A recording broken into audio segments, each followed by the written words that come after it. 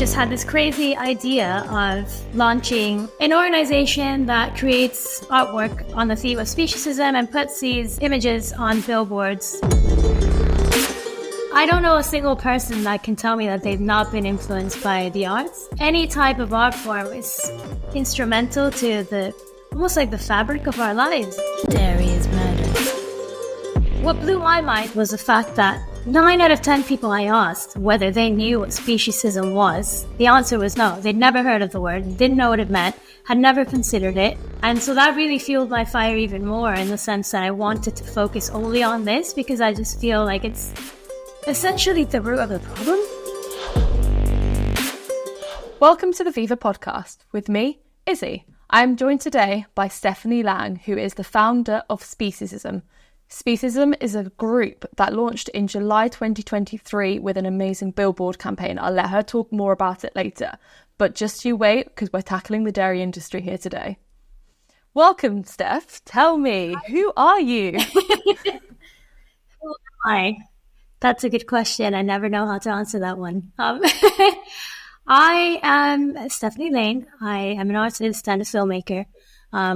I come from an arts background, so I was a filmmaker for over 10 years.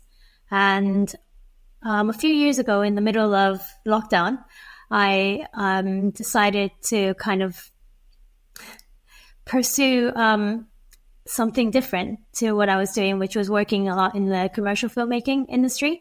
And I started working on a script on the same theme, which is the speciesism theme. And I worked on that for a couple of years. We were trying to get funding for this film. Of course, COVID and lockdown kind of shut everything down, and it was impossible to get funding for the film. So after about 2 years, we decided collectively with the team that we were working with to not pursue it anymore at that stage, and just kind of wait and see if perhaps maybe a year later we'd be able to try and do some funding rounds again. But obviously I'm very impatient and didn't want to wait for that. So I started to think, how can I do something with little to no means? So I decided to work on a series of images, which I had the skills to do so, quite easily. And just had this crazy idea of launching what Speciesism.WTF is today, which is an organization that creates artwork on the theme of speciesism and puts these images on billboards in first London, then Liverpool, and hopefully expanding across the globe on the theme in efforts to bring light to the injustices that non-human animals are experiencing at the hand of our irresponsible and unethical choices. So that's kind of what it turned into, and what I'm doing now with Speciesism.WTF. And alongside the billboard artwork, we're also doing live installations and getting the artworks into museums and galleries, first in London, and now working with curators as well to get the artworks just to reach as many people as possible through the arts. Yeah, I mean, I remember it popped up on my newsfeed. I think it was Plant-Based News, about a year ago. And I saw the billboard and I was like, that's so cool. And speciesism at its root, I mean, I'll let you talk more about it. But obviously speciesism at its root is comparing non-human animals and human animals and seeing what really is the ethical difference. So what is speciesism? Tell us. What is it? Well, I think what blew my mind as well when I first started this project was the fact that 9 out of 10 people I asked whether they knew what speciesism was, the answer was no. They'd never heard of the word, didn't know what it meant, had never considered it, and obviously just view non-humans as commodities, as, just things, basically. Never really gave it any thought as to whether it was similar to, racism or sexism or any consideration as to whether we should be looking at them in the same light as we view humans. And so that really fueled my fire even more, in the sense that I wanted to focus only on this, because I just feel like it's essentially the root of the problem. And the fact that, if we can't even give non-human species consideration in any way as sentient beings, and how are people even supposed to, think about their choices on why should I care whether it affects cows? I mean, they're just things, right? Like, so if someone doesn't even understand what speciesism is, and the assumption that they think humans are superior and therefore we have the right to just treat them and do whatever we want to them, regardless of the pain and suffering that we're causing to them, then how are we supposed to create any change as a society is in the masses? So that's why I chose to focus on speciesism. And that is a theme that will be carried out through all of my work, whether it's imagery or film work in the future, fingers crossed, installations and anything else that comes out of this project through the arts. Yeah, I mean, speciesism, like when you're speaking to people in the public places and stuff, like whether it's on the streets, like around the table with your family and friends or whatever, like people love dogs. Like they love their cats and dogs. They adore them. Like, we are a self-proclaimed nation of animal lovers, and yet the majority of our tables are filled. What is it? Like 2/3 of our homes are filled with pets, but actually the majority of us eat animals. And just because like a pig looks slightly different to a cat, like what is the difference? And I love that. And I love that actually you've gone a step further and you compared these animals with human animals. Like what really is the difference? Like we're not saying a pig should vote, we're saying a pig should have the right to live. Exactly. Right, of course. And I think that's like other organizations have focused on speciesism a bit, through the use of imagery comparing pigs to dogs, for example, or cows to cats, but again I think it's not as strong in the messaging, in the sense that it depends on the culture as well. In some cultures they eat dogs, in some cultures they eat cats. So I don't think it's as strong as it can be when discussing speciesism. And that's why I've chosen to use humans to get this message across. Cool, yeah. So we've skirted around what your whole kind of premise is, but tell us, what was the billboard? Describe it to people just in case they've never seen it. So the first campaign is focused on the dairy industry, and the imagery that's been up on billboards and going around everywhere is an image of a woman who is enslaved and attached to a milking machine in a dairy farm. Yeah, so it's the dairy industry, but as a female woman. Yeah. And obviously these billboards were across London, is that right? Yep, they were. Yeah. And they were in Liverpool as well over Christmas. Yeah. So that's amazing. I mean, like reaching so many people. Did you, obviously billboards, like sometimes like they're really effective in terms of like so many people are seeing them, but you don't always get a feel for like how effective they have been. Have you heard how effective they've been through like maybe social media or like news? Well, it's quite interesting because, I mean, there are different reports and things in terms of impacts and all of that with the billboards. But we all know, obviously, that billboards are so influential, in society in general. I mean, corporations take out the billboards just to essentially brainwash us and normalize certain things. So just from that aspect alone, we know that billboards have the power to shape our views, our perceptions, and shape the way we view the world around us. But in a more, in a less general sense, I would say we also tried to carry out the live installations in the same city throughout the run of the billboard. So we did that in London, and we've done it in Liverpool as well. And in Liverpool, we managed to get some local press, so it kind of doubled down on everything. And the impact on social media as well has been huge. Yeah, massive.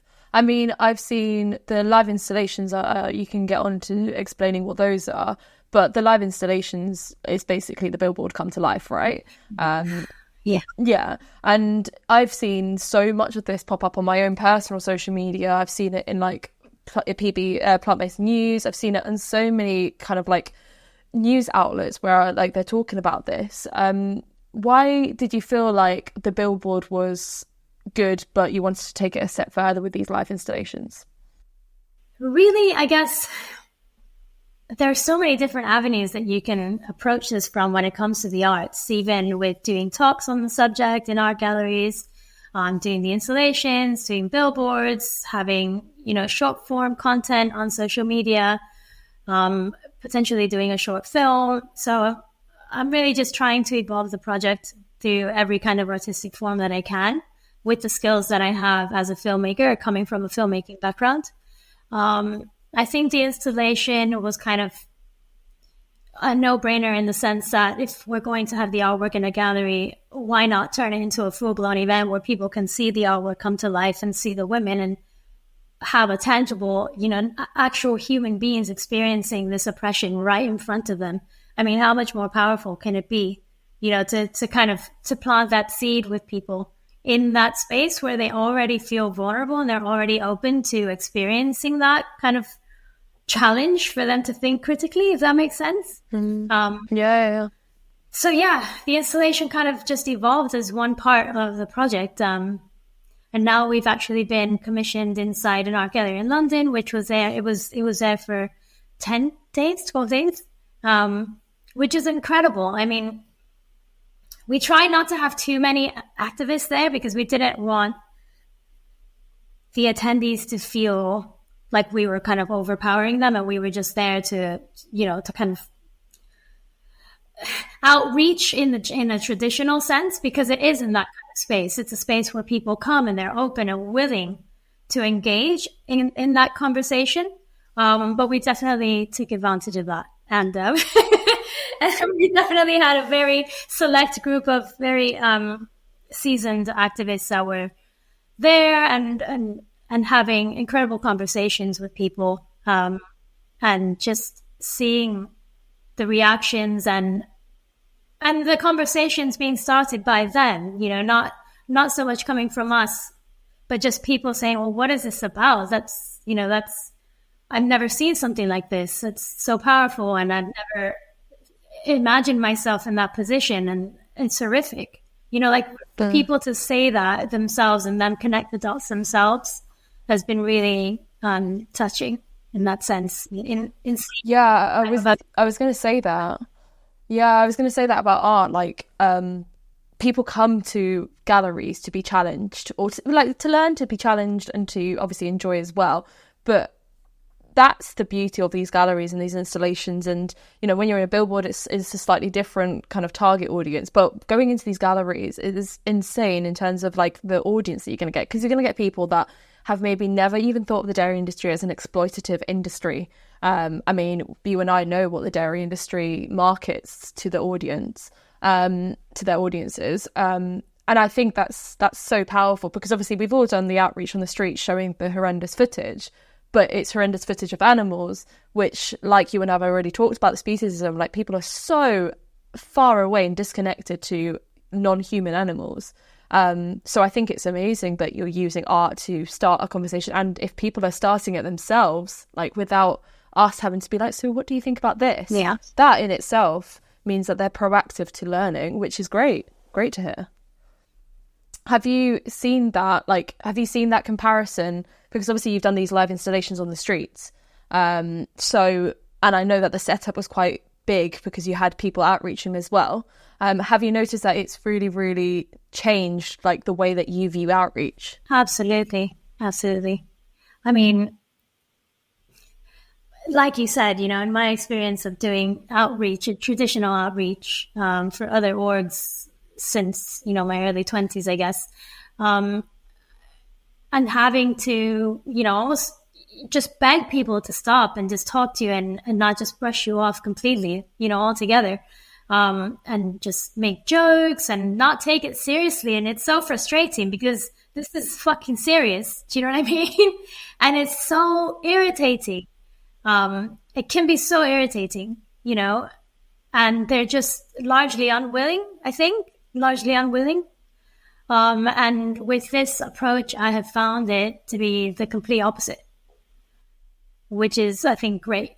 Like, it's so great that people are actually like, well, I want to learn about that. What's that about? I'm just like, please do come here. Let's talk about this piece of art. It's like, it's all psychological, I think. Yeah, I think people are so defensive when you kind of like grab them on the street, because at the end of the day, like you and I know that it's horrific because I don't know, were you vegan like since birth, or did you make the change yourself? No, I wish I was. Okay. So you and I both had to come to that conclusion ourselves, right? So, you know, when we speak to people, we understand that they can be very defensive about these issues because it's their food, it's what they've been brought up with, it's their society and culture. So I think it's amazing that you found a way of having these conversations by cutting off that defense. Like you can have that conversation with people open. It's great. It's amazing. And I think art is so powerful for that. Art has been at the centre of every social justice movement. Yeah. Yeah. So what inspired you to tackle the dairy industry first? Why the dairy industry? Why not the egg industry? Well, I was working on a script on the dairy industry, but with the same theme, basically, through speciesism. So the script followed the same. It was on the same topic, following the life of a female on a dairy farm. So it was quite similar to the imagery that you see in the first campaign. And I think it just really struck a chord with me, especially at that time, being a mother myself. It was something that really, really resonated with me. And I was vegetarian for almost 15 years. And it was only about 7 years ago when I saw a few of Earthling Ed's first videos when he first launched his YouTube channel. I mean, he wasn't, in any way a prolific, like prominent activist or anything like he is now, he's incredible. And the reason why I'm vegan today.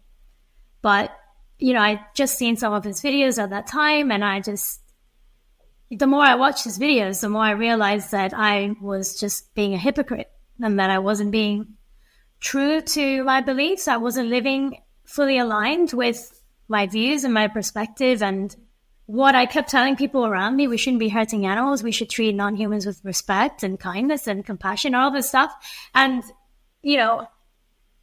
at that time I had become a mother and I had a horrendous experience as well. Got mastitis and almost went septic, almost, I was hospitalized, and I kept seeing Ed's videos, and particularly about the dairy industry. And I watched quite a few documentaries around that time as well. And it was just the one subject that really resonated with me at that time.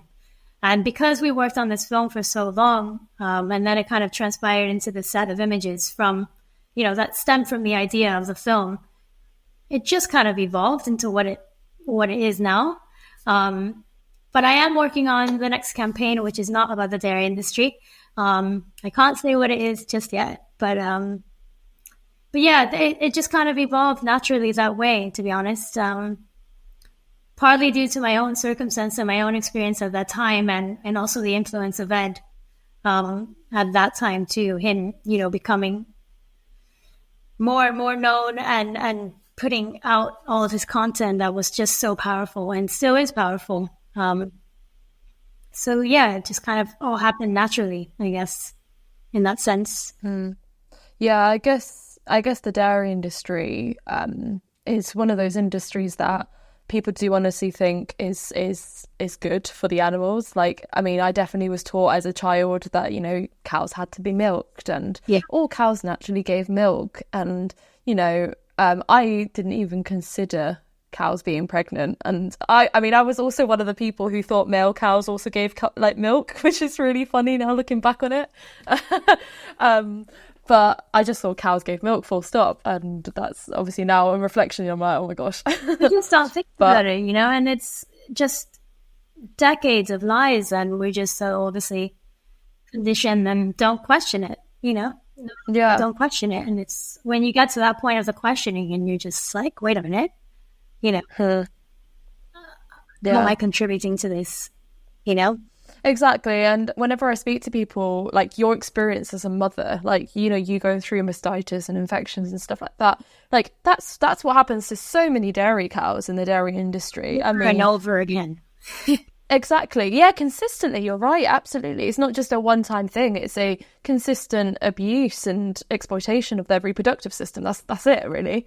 And I think it's amazing that there's like a personal story behind there that you can then bring to the center of a story through art, basically.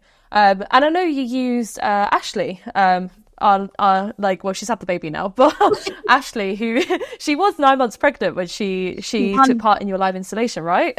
She was a week away from giving birth. Oh my gosh. Yeah. And it was snowing that morning, light snow.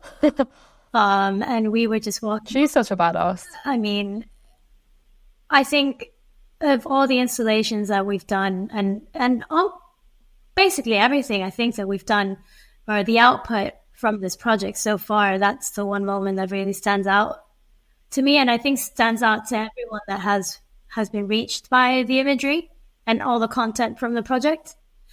And I think it's because she's obviously heavily pregnant, and she's there just taking part in this incredibly bold action as a mom to be, and to see her in that state, in the state that obviously the dairy cows are in every second, about to give birth, and to imagine that and be able to see that level of oppression with a human being who's about to give birth, and you're just like, oh my gosh, like it's so powerful and so shocking, Yeah, I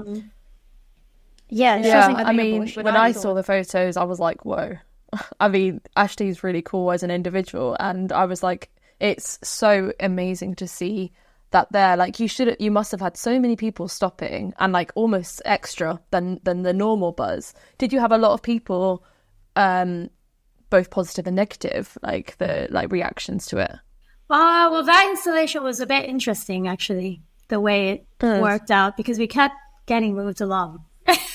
Oh no! On this bridge in front of the Tate, but the Tate seemed to be they were renovating part of the Tate, so that entrance was closed off. So security came, they told us to move, so we kept moving. So we just kind of kept moving from one place to another. So it was a bit strange in that sense, whereas compared to the other ones that we've done, we were just stood in the one place, and swarm people just gathered.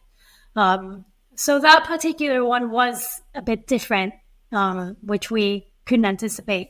But yeah, nonetheless, it was still just like, and people think that the women are actually being milked when obviously it's not, the machine doesn't work. But the fact that they think it does work is great. Just shocking to think that, she's pumping milk, and she's also about to give birth as well. So she must have just given birth and then got pregnant again, and now she's being milked and she's about to give birth, and she's covered in what looks like feces, and just it's horrendous, And that, of course, happens in the dairy industry. It's horrible. So there was a lot of feedback, especially online as well, on social media. But of course, there's still people that think, with a very human supremacist view, and they think, well, this is offensive, and how can you use women to depict what happens to non-humans? They're not equal to us, they don't matter, and all of that. So you're still going to have people that have that view, but at the very least, they're learning what speciesism is. So I think at least we know they're taking that away with them, and hopefully with that information, and the information that they will receive from all the other activists and artists and movements that are talking about the injustices against animals, that, eventually they will make the right decision and go vegan. Yeah, I mean, something that I've learned in my time of being an activist, I guess, not that it's that long, to be honest, actually, when you look back on it, but is that the most important thing when you're having a conversation is to leave them feeling like positive. That sounds weird because obviously you're challenging their views, but you want to leave them with like a positive view of you, so that you don't seem extreme, you don't seem crazy. And I think also your installations, the Speciesism installations, go a step further. They leave people feeling positive because of the people that you have there outreaching, but you also leave them feeling challenged in a way that art only can. And I think that's amazing. That's really amazing that you get to do that. I wanted to talk a little bit about criticism, because obviously with every good thing. There's always going to be criticism anyways. And like one of the main criticisms that I've definitely heard, and it's not something that I personally agree with, is the use of women's bodies. I know I've heard it for other campaigns and stuff as well.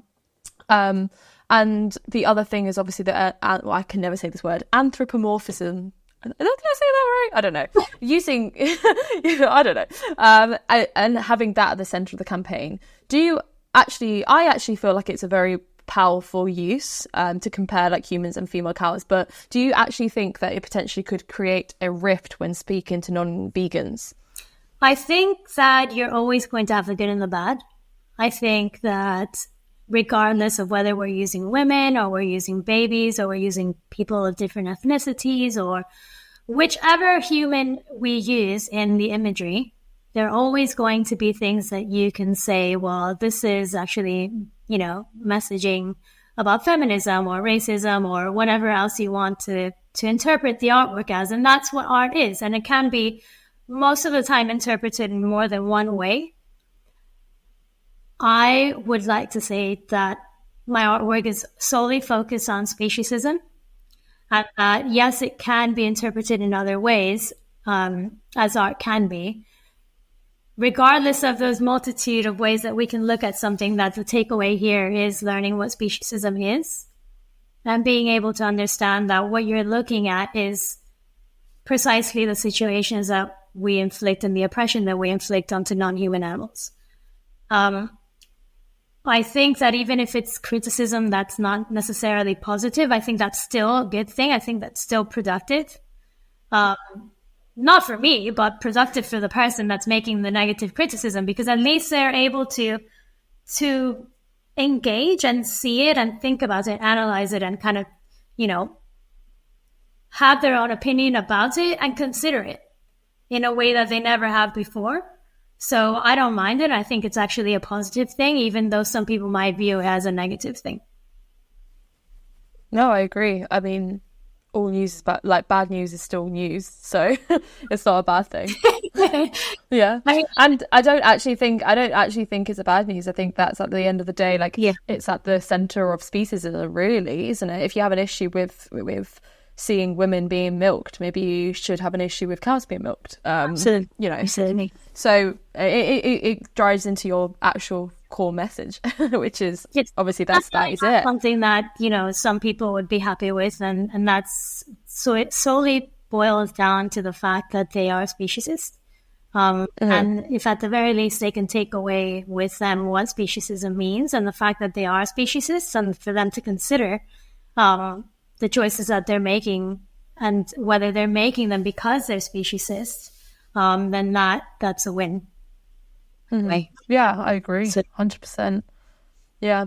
So you've recently also, I think it was over the summer, you did or maybe towards the end of winter. I think it was getting coldish when people were doing these installations when I was seeing them. But I know you were doing with partnerships with activist groups, and you had Radically Kind, Tash Peterson, and I've just recently seen you got Jamie Logan to do one in America.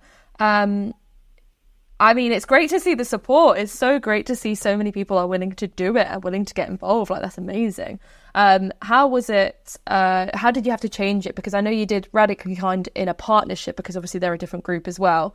So how was it working with all these other groups and people? I guess it's been quite similar in some ways. At the same time, the more we do it, the more we kind of finesse it, if that makes sense. And we see what works, what doesn't work, and then we're able to reach more people by just learning from just iteration, basically. So the first time we did it in collaboration with Radically Kind, and it was almost part art, part traditional activism, I would say, is a fair way to describe it, as a collaboration. And then the second time we did it, we collaborated again, but we had Tash join us this time, which was incredible. She just reached out to me, said she'd seen it the first time we'd done it, and she was like, how can I take part? I'm coming to London. And I said, of course you can take part. That would be incredible. So we did that, and we obviously realized at that point that kind of making it more minimal, I guess, and presenting it solely as art was more effective. So part of the installation is, or a huge part of the installation is the role of the female farmer. And that female farmer is the brainchild of an incredible activist that I work with every minute of my life, basically, at this point. And her name is Susan Clark, and she's an incredible activist in London. And she had this idea of creating this speech as a female farmer. And so essentially what happens in the installation is that we have the three women, and they're being milked, and they're attached to the kind of makeshift machines, milking machines, and they're just stood in silence. They don't say a word, they don't move, they're just voiceless commodities, as the cows are in the dairy industry. And we have the female farmer who is delivering a speech on a megaphone, usually on the megaphone. And the speech is just literally the A to Z of what this happy farmer thinks is okay to do to her slaves, essentially. They're born and bred on her farm. They're not members of society. They're impregnated once a year.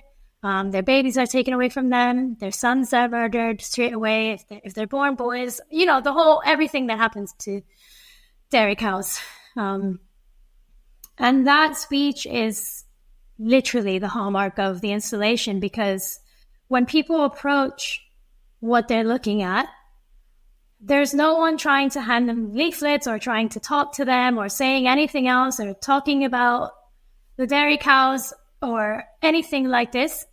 There's solely the female farmer on the megaphone delivering all the information they need to know.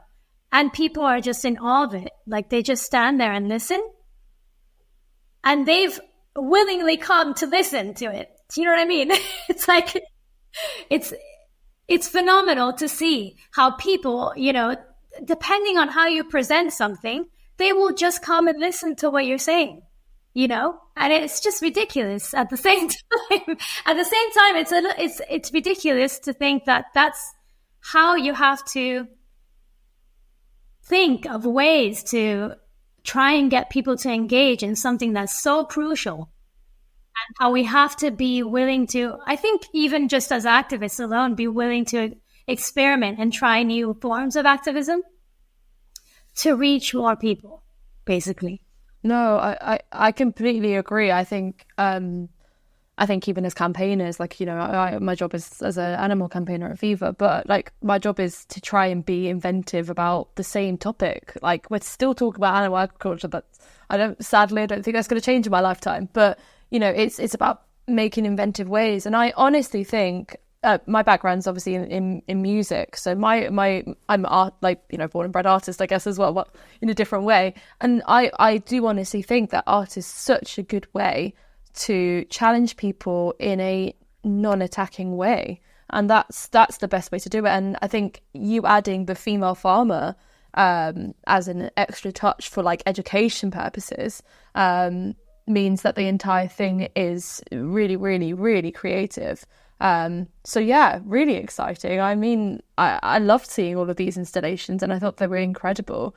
Talk to me a little bit about the art gallery, because I know you had that 10-12 day stint, and you've kind of sort of mentioned it a little bit already, but are you planning on doing a few more art galleries elsewhere? Where can people see your work? So at the moment, I'm working with a curator who is trying to get the artwork into different galleries, and also hopefully in different parts, you know, like throughout Europe. So fingers crossed we can get the work commissioned for a gallery in Berlin. That's cool. What I'm working on now. And also just sending the work into different galleries in London as well, and in the States, to try and get... That's super exciting. To get either the imagery alone or get a combination of, you know, either a one-off event where we can have the artwork and the installation as well, or just have like a residency where just the artwork is up for a month or two or whatever. So that's all in the works right now. Yeah, I mean, that's incredible. The other side of it is, are you going to be continuing doing these installations on streets as well? Yeah, I think they're both important. I think I think it needs to reach everyone, and obviously not everyone can go to a museum as well, depending on where you are, what city, and all sorts of different reasons why. Perhaps they're not necessarily interested, or some museums are not free. It depends on what part of the world you're in. So I think in terms of accessibility for the artwork as well, I feel like it should be accessible to everyone. So we will continue to do them on the streets as well. So I'm organizing chapters in different cities so they can just carry out the installations wherever would be best in that place. Should bring it to Bristol. I'll volunteer. Not say anything. I'm not gonna say anything, but maybe. What? Oh no! I'll volunteer as one of your milking machines. Yeah, no. I mean, that leads me on to like obviously what we were talking about before is what's next. Obviously, you've done this amazing campaign on the dairy industry, and you sort of hinted that there'll be another industry that's going to be tackled soon. What is next? I mean, obviously you can't tell me, but what are the plans? Tell me. I can tell you. Come on, you can tell me a little bit, I'm sure. So I'm trying to work on the next campaign, just creating the images and all of that stuff, and just organizing. It's a lot of organizing billboards, and just properly doing a billboard campaign across the UK in various different cities. And alongside the billboard runs, like I said earlier, we try and do the installation in the same city. So like if the billboard is up for 2 weeks, we'll try and do it on a Saturday or Sunday at some point whilst the billboard is still up. So all of that's being organized at the moment. And then also trying to organize chapters in the US, Canada, and a few of the European cities as well. Wow. So this is going to be worldwide. Yeah, I mean, it needs to be. It needs to be for the scale of this issue that we need to solve once and for all, I think. So I think a lot of it as well is just, for me, is inspiring other people that, so that they can see that, you can just push yourself and get out there and be active as much as you can. With the skills that you have.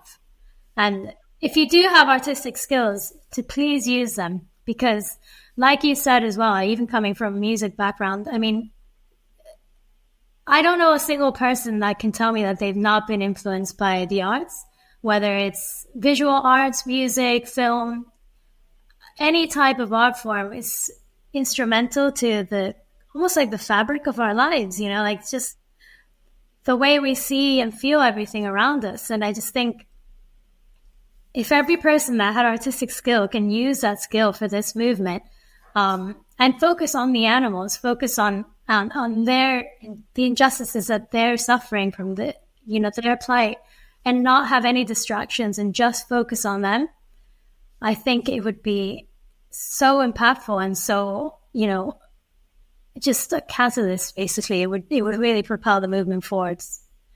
Yeah, no, I agree. That I completely agree. I think it's something I talk about a lot with lots of different people and other guests that I've had on the podcast as well. I think utilising whatever skills you have as an individual, and they don't need to be artistic. Like, you don't need to be like an artistic person to have skills. Yeah, but you're better.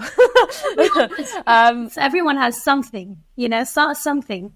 Yeah, of course. Yeah, just use them. Like, if you're an eloquent speaker, go and speak. Like, go and do the things that you can do, and be a voice for the animals, because they don't have a voice. And so it's so powerful that we can use our skills and talents to do that.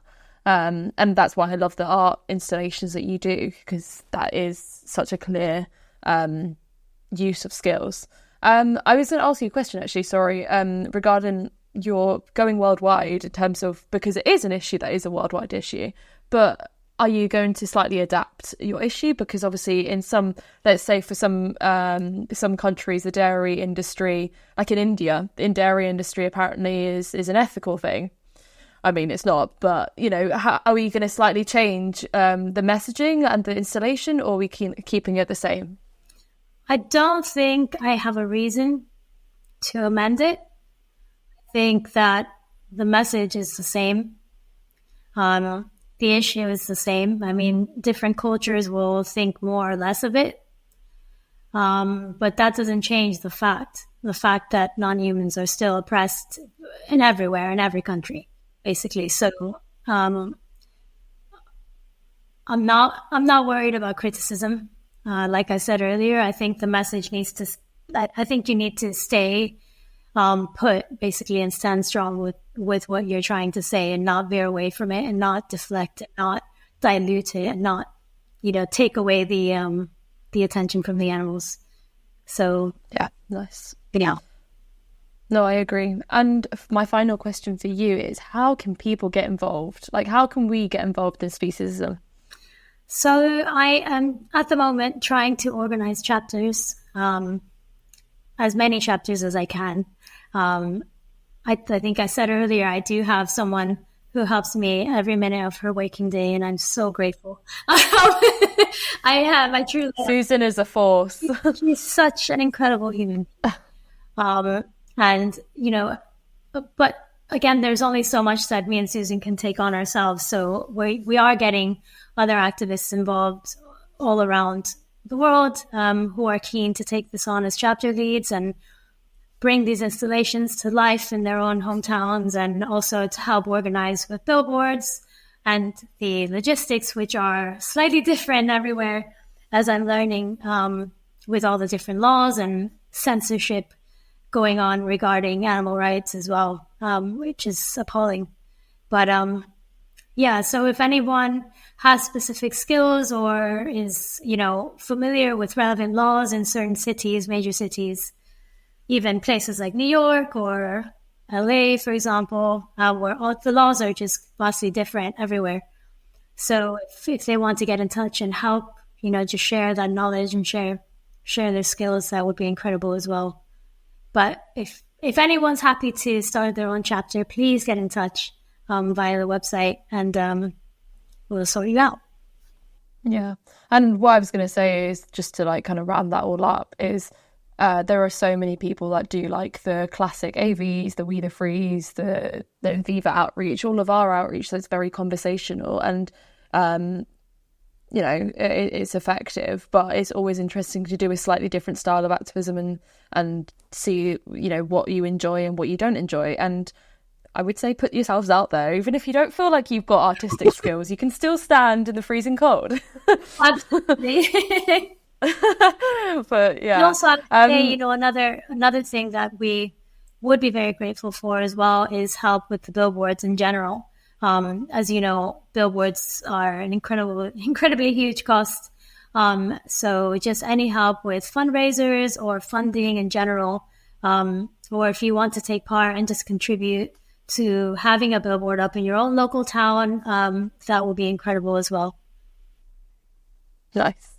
It all sounds really, really exciting, and I can't wait to see what the next project is and the next chapter and everything. It's been great since start to finish. I've been following from the first billboard to bumping into you at VegFest and having this chat now. So I'm really excited to see where it goes, because art has the power to shape culture and change the world, which you put on your website. Well, it definitely does. It really does.